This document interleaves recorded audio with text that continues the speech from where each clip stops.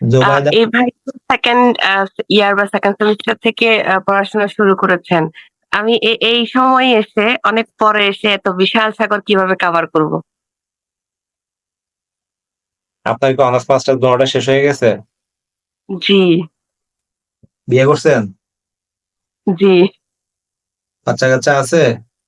জি। সমস্যা নেই, আল্লাহর অনেক রহমত আপনাকে দিছে। জামাই আছে, বাচ্চা কাচ্চা আছে, জীবনের সবচেয়ে বড় ঝামেলার জিনিসগুলো পার হয়ে গেছে আপনার। যেটা নিয়ে সবাই টেনশনে থাকে সেটা পার করে ফেলছেন। এখন তো আপনার আর সামনে কোনো টেনশন নাই। এখন ভালো করে পড়েন,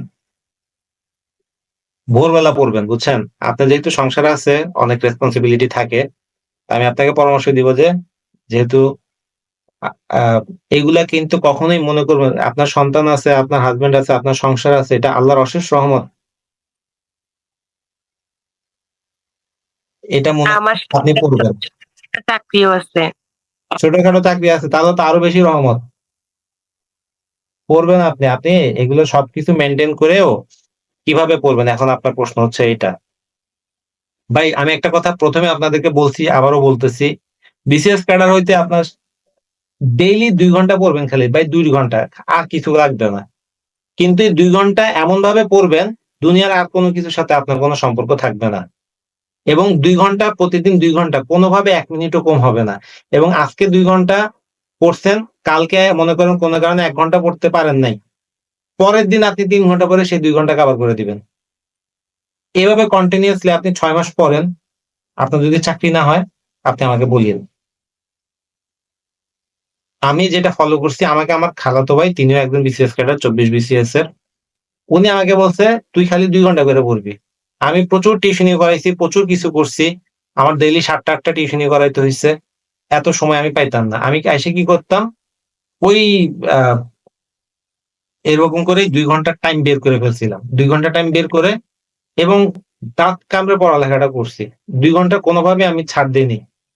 আপনারা ওইটা করেন, ইনশাল্লাহ আপনারা দেখবেন যে বিসিএস হয়ে যাবে। আপনি যেহেতু চাকরি করেন, আপনার যেহেতু অনেক বড় টেনশন বা অনেক কিছু নেই, আপনি 2 ঘন্টা খুব সহজে ফোকাস দিতে পারবেন। যারা বিয়ে শাদী করে না তারা কিন্তু ফোকাস দিতে পারে না, খালি চিন্তা নানা ধরনের আজে বাজে চিন্তা চলে আসে, বিবাহিতদের এটা হয় না। তা আপনি একদম টেনশন ফ্রি ছাড়া পড়ালেখা করেন। আমি আরেকটা পরামর্শ দিই, সেটা হচ্ছে যে ভোরবেলা পড়বেন। ভোরবেলা আপনার বাচ্চা, হাজবেন্ড সবাই ঘুমায় থাকে, আপনি ফজরের নামাজ মুসলিম তো না, তাই না? জি। জি। তাহলে অবশ্যই নিপা। হ্যাঁ, আপনি রাত্রে আর্লি শুয়ে পড়বেন, সবাই আর্লি 9টা 10টার ভিতরে ভাত টাত খাওয়াই ঘুমাই পাড়া দিবেন, নিজেও ঘুমাই যাবেন। ভোরবেলা ওইটা পড়তে বসবেন, নামাজ দোয়া পড়েই, ফজর নামাজ পড়েই পড়তে পারবেন, এবং একটানা 2 ঘন্টা পড়ে ফেলবেন। আপনি এই 2 ঘন্টায় যা পড়তে পারবেন, সারাদিনও তা পড়তে পারবেন না। পোলাপান তার ভোরবেলা উঠে না, না। তার ডিস্টার্ব করে না। না। ডিস্টার্ব করে হয় সন্ধ্যায়, নলে রাইতে, নলে বিকালে, নলে দুপুরে। ডিস্টার্বিং টাইম শুরু হয় সকাল 10টার পর থেকে। তা আপনি এই ভিতরে এইভাবে পড়াশোনাটা চালায় যান, ইনশাল্লাহ আপনার হবে। এই গত বিসিএস না, এর আগের বিসিএস এ তো দেখলাম যে 2টা বাচ্চা নিয়ে তার হইছে। ভাই জীবনে স্ট্রাগল থাকবে, এটা জীবনের একটা অংশ। এটা নিয়ে এত বেশি করেন আপনি, পরে যান, আপনি ইনশাল্লাহ হবে। কোনো ব্যাপার না, আপনি শুধু জাস্ট 2 ঘন্টা মাথায় রাখবেন। যদি 2 ঘন্টা একটানা পড়তে না পারেন, তারপর হলে সেটা 1 ঘন্টা 1 ঘন্টা করে ভাগ করেন। কিন্তু ওই যে যেটা বললাম, 2 ঘন্টা 2 ঘন্টা মাস্ট, কোনোভাবে এটার কোনো ব্যত্যয় করা যাবে না। ঈদের দিনও দরকার হলে 2 ঘন্টার ভিতরে 1 ঘন্টা পড়বেন, বা 2 ঘন্টা পড়তে না পারলে ওই 2 ঘন্টা পরে, ঈদের পরে কাভার করে দিবেন। প্রতিদিন 2 ঘন্টা, ঠিক। সপ্তাহে 14 ঘন্টা, মাসে 60 ঘন্টা, এর কমে যেন না হয় কোনোভাবে। আর একটা রুটিন করে ফেলবেন, সেই রুটিনটা একদম হুবহু ফলো করবেন। আর আমাদের পরীক্ষাগুলো যেটাই আছে সর্বোচ্চ ইয়ে। আর যখনই এই 2 ঘন্টা বাদে যখনই যখনই সুযোগ পাবেন, তখনই বই নিয়ে পড়ে যাবেন। ফেসবুক গুতাবেন না, মোবাইল থেকে ফেসবুক বাদ দিয়ে দেন, মোবাইল থেকে ফেসবুক ডিলিট করে দেন। আপনার যদি বিসিএস ক্যাডার হওয়ার ইচ্ছা থাকে, ফেসবুক টোটালি বাদ দিয়ে দেন, একদম ডিএক্টিভেট করে দেন পারলে ফেসবুক। এই বিশাল একটা সময় নষ্ট করে ফেসবুকে। ভাগ্য ভালো আমার সময় ফেসবুক ছিল না, যদি আমার সময় থাকতো তাহলে মনে হয় আমি বিসিএস ক্যাডার হতে পারতাম না। ঠিক আছে, সময় আচ্ছা, নষ্ট করার সবচেয়ে ভালো উপায় স্যার, হচ্ছে ফেসবুক। হ্যাঁ, আমি একটা সমস্যা আছে, মানে মনে করেন আমি যতটা ইনপুট নেই ততটা আউটপুট দিতে পারি না। পরীক্ষার হলে গিয়ে অনেক তথ্য ভুলে যাই, মানে অনেক তথ্য পড়লে তারপরে বেশিরভাগই ভুলে যায়। এটা তো স্বাভাবিক ঘটনা। আপনি এক জাহাজ পড়লে আপনি একটা ডিঙ্গি নৌকা পরিমাণ আউটপুট দিতে পারবেন। কেমনে কি করবো এটা? মানে আমি পাবলিক অ্যাডমিনিস্ট্রেশন পরীক্ষার দিন এত পড়ছি, এত কিছু তথ্য করছি, বাট পরীক্ষার হলে গিয়ে আমি লিখতেই পারিনি, একদম বেসিক্যালি লিখতেই পারিনি। এটা আপনি মনে হয় লেখা প্র্যাকটিস করেন না বাসায়। হ্যাঁ হ্যাঁ, এটা একটা মারাত্মক সমস্যা, আমি লেখা ওইভাবে আপনি প্র্যাকটিস করি না। এটার জন্য যেটা করতে পারেন, আমি একটা পরামর্শ দিই, সেটা হচ্ছে যে আপনি একটা ডায়েরি কিনবেন। একটা ডায়েরি আজকে কিনে ফেলবেন। ১৫০-২০০ টাকা নিবে। আপনি প্রতিদিন আপনার দিনের ইয়েটা ডায়েরিতে ১ পৃষ্ঠা লিখবেন। ইংরেজিতে ১ পৃষ্ঠা, বাংলায় ১ পৃষ্ঠা লিখবেন। আপনার জাস্ট এটা কাউরে দেখানো লাগবে না। আপনি খালি লিখবেন, এভাবে লিখবেন। মনের কথা লিখবেন। ওকে? ১ পৃষ্ঠা ইংলিশ লিখবেন, ১ পৃষ্ঠা বাংলা লিখবেন। দেখবেন যে এই ১ মাস ২ মাস পরে আপনার লেখা খালি হুড় করে খালি বের হচ্ছে আর বের হচ্ছে। ভালো লেখার ৩ টা উপায়। ভালো লেখার ৩ টা উপায় কি জানেন? ১ম উপায় হচ্ছে আপনাকে লিখতে হবে। ২য় উপায় হচ্ছে আপনাকে লিখতে হবে। এবং ৩য় উপায় হচ্ছে, বলেন তো কি? এই লিখতে আমাকে হবে। লিখতে হবে। এই যে। এটা যেহেতু আপনি বুঝতে পারছেন, আপনার লেখা প্র্যাকটিস করেন প্রতিদিন।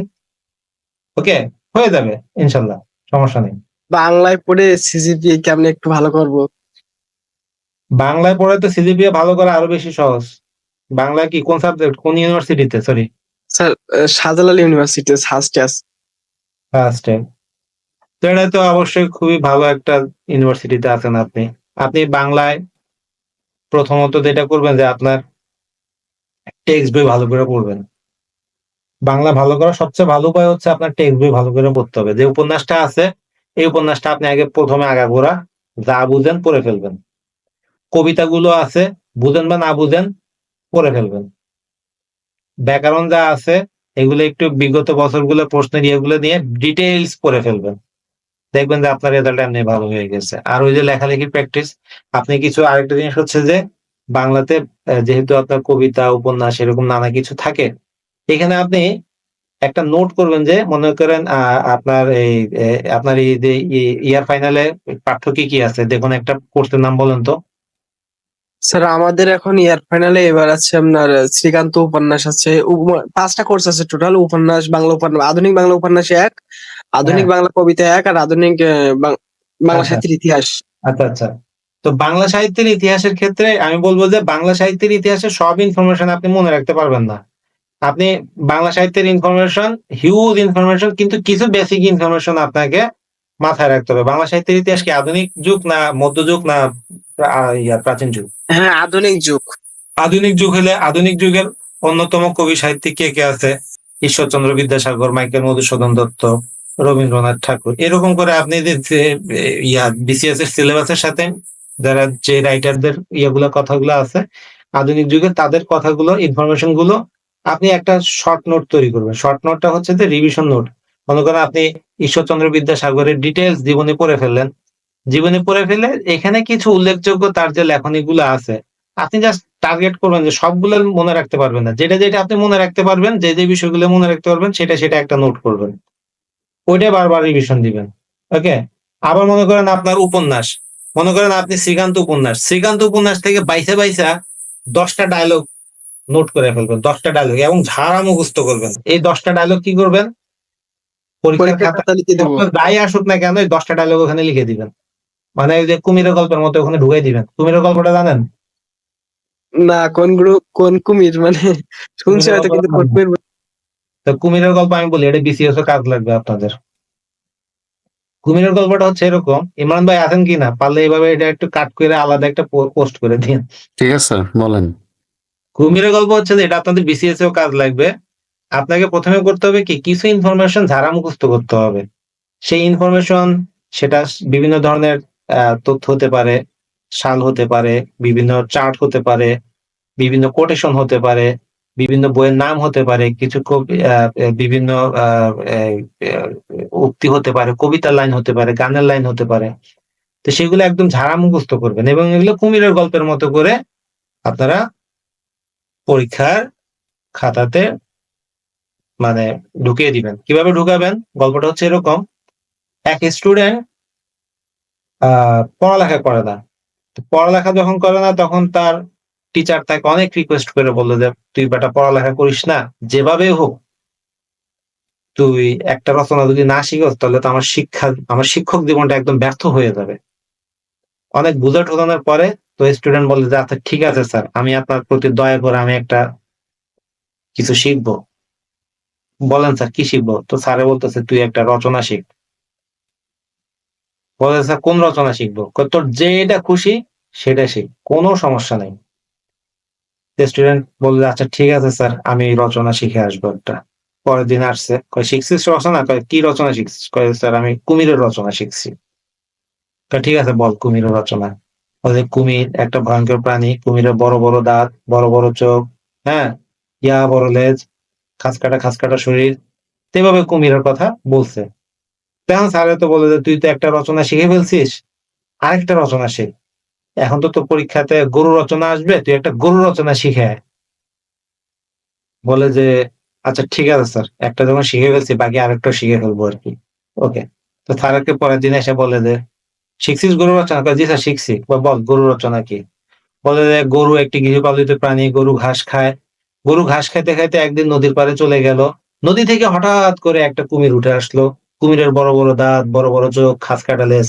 এভাবে করে কুমিরের বর্ণনা দিয়ে দিছে।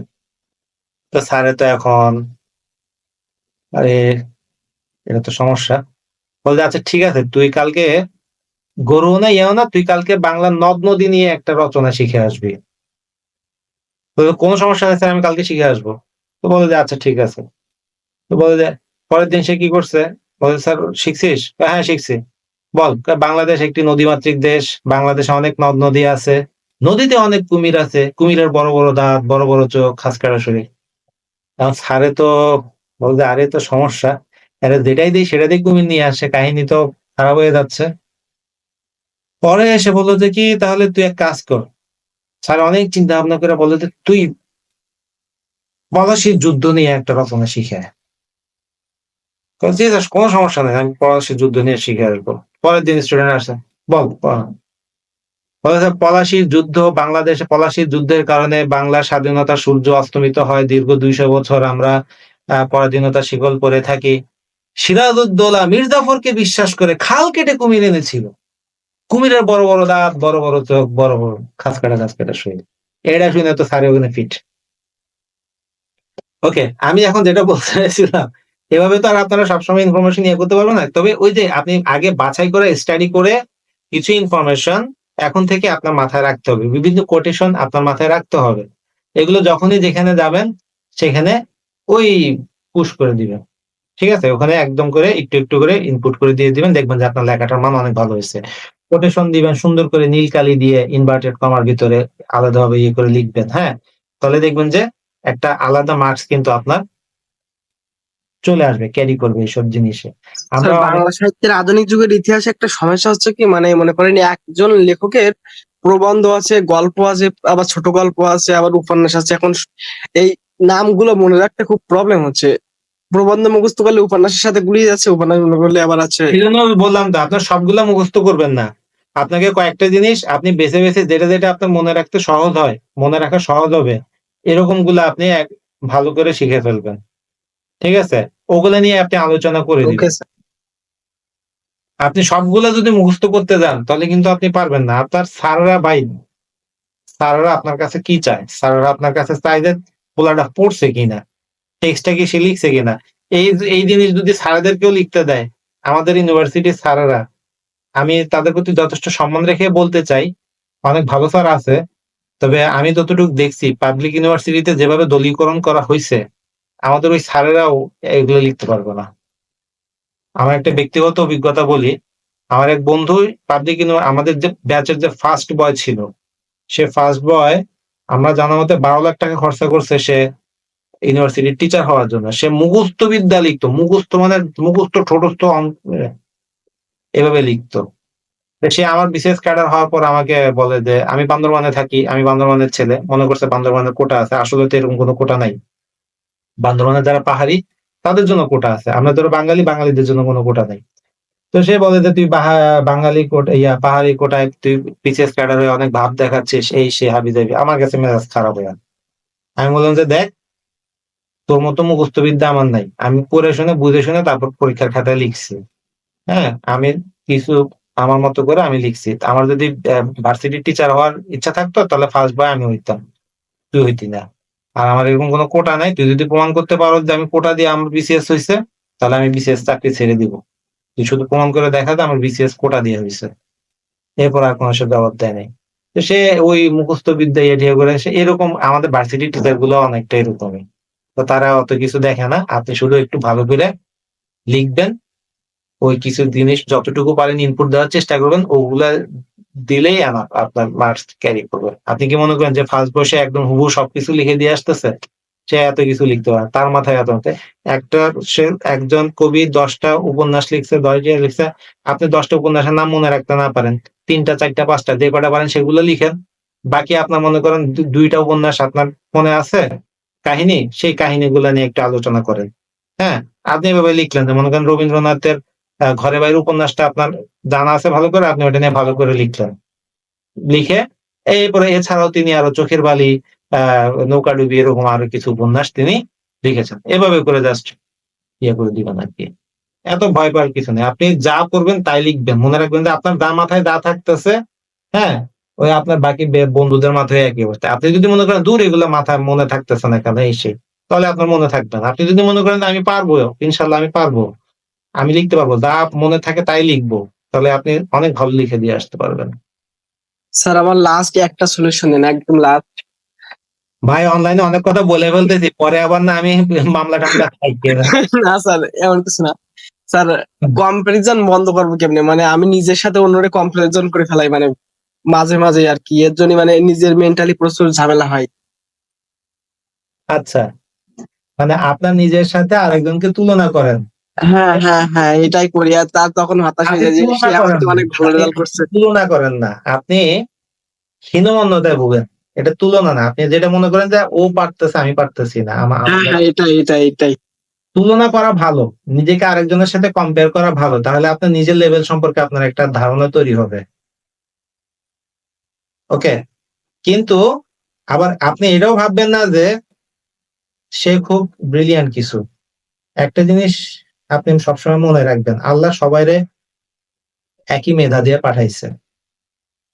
আপনার যে বন্ধু ভালো রেজাল্ট করতেছে, আচ্ছা আমি আমি একজন বিসিএস ক্যাডার হইছি, আমার কি চোখ 2টা বেশি আছে, আমার কি হাত 2টা বেশি আছে? নাই। তা আমাকে আল্লাহ যে ব্রেন দিছে, আপনাকেও সেম ব্রেন দিছে। হ্যাঁ, যে ইউনিভার্সিটি টিচার হইছে তাকেও সেম ব্রেন দিছে। একটাই শুধু পার্থক্য, সে বেশি পরিশ্রম করতেছে, সে বেশি ভালো রেজাল্ট করতেছে। আপনি কম পরিশ্রম করতেছেন, আপনি কম ইয়ে করতেছেন। হ্যাঁ, এটা ঠিক যে অনেক স্টুডেন্ট আছে যে তারা 10-20 মিনিটে পড়াশোনা করে যেটা কভার করতে পারে, অনেকে সেটা 2 ঘন্টা পরেও কভার করতে পারে না। এরকম স্টুডেন্ট লাখে 1টা 2টা আছে ভাই। ওদের সাথে আপনার কম্পেয়ার করে লাভ নাই। আপনাকে শুধু মাথায় রাখতে হবে যে আমাকে ভালো রেজাল্ট করতে হলে বেশি, বেশি পড়তে হবে, বেশি, বেশি লিখতে হবে। খালি পড়লে হবে না, লিখতেও হবে। ওকে? আর ওই যে আপনি যেভাবে বললাম যে কিছু যে নিজের মতো করে একটা রিভিশন নোট তৈরি করেন। এই রিভিশন নোটটা মনে করেন আপনি একটা উপন্যাস নিয়ে নিজেই একটা সামারি লিখলেন। উপন্যাস নিয়ে নিজেই কিছু কোটেশন রেডি করলেন। উপন্যাস নিয়ে নিজেই কিছু ইনফরমেশন একটা ইয়েতে নিয়ে আসলেন 2-3 পৃষ্ঠার ভিতরে। ওটাই বারবার রিভিশন দিবেন। ওগুলাই পরীক্ষার ভিতরে কুমিরের গল্পের মতো ঢুকাই দিয়ে আসবেন। দেখবেন যে আপনার পরীক্ষার লেখা ফাটাফাটি উঠছে। আমার বিসিএস এর গল্প বলি। আমি এ আমার রিটেন পরীক্ষায় তিস্তা বাংলাদেশের পানি শেষ ইয়ে নিয়ে একটা প্রশ্ন আসছিল।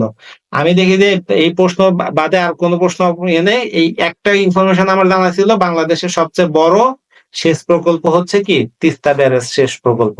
কিন্তু আমি এটার সাথে ইন্টার রিলেটেড করে কিছু জিনিস নিয়ে আসলাম। আমি প্রায় এটাকে প্রায় 10-15 পৃষ্ঠা একটা প্রশ্নের উত্তর লিখছি। এখানে আমি বাংলাদেশ ভারত সম্পর্ক নিয়ে আসছি, বাংলাদেশের নদী সমস্যা নিয়ে আসছি, হ্যাঁ এখানে রাস্তার সমস্যা নিয়ে আসছি, নাব্যতা সংকট নিয়ে আসছি, এই সেই ইত্যাদি ইত্যাদি ব্লা ব্লা। কিন্তু আমার মাথায় একটা ইনফরমেশনই ছিল শুধু এই রিলেটেড, সেটা ছিল কি তিস্তা ব্যারেজ প্রকল্প। তো আমি ওই যে ওটা রিলেট করে দিছি। আপনি শুধু ঢুকাই দিলে হবে না, রিলেট করে দিতে হবে। বুঝা গেছে? তাহলে দেখবেন যে আপনার পরীক্ষার ইয়েটা ভালো। কম্পেয়ার কম্পেয়ার করা ভালো। আপনি আরেকজনের সাথে এই ওই 2 ঘন্টা পড়তেছে, আমি তো 1 ঘন্টাও পড়তেছি না, আমাকে 2 ঘন্টা পড়তে হবে। এভাবে কম্পেয়ার করেন। ও ও ও ও ভালো রেজাল্ট করতেছে, আমি কেন পারবো না? আল্লাহ কি আমাকে কম দিছে? আমি ভালো রেজাল্ট করব। সমস্যা মানুষের জীবনে সবারই থাকে ভাই। আমি তো মনে করতাম যে আমি খুব সমস্যার ভিতরে আছি। কিন্তু আমি যেদিন জানলাম যে আমার এক বন্ধু দুপুরে ভাত না খাইয়া সকালে নাস্তা খায় না টাকার অভাবে সে পরীক্ষা দিতে আসছে, তখন আল্লাহর কাছে আমি শুকরিয়া আদায় করছি যে আল্লাহ তুমি আমার অন্তত সকালে নাস্তা খাওয়াইয়া দুপুরে ভাত খাওয়াইয়া পরীক্ষা দিতে পাঠাইছো। বুঝা গেছে?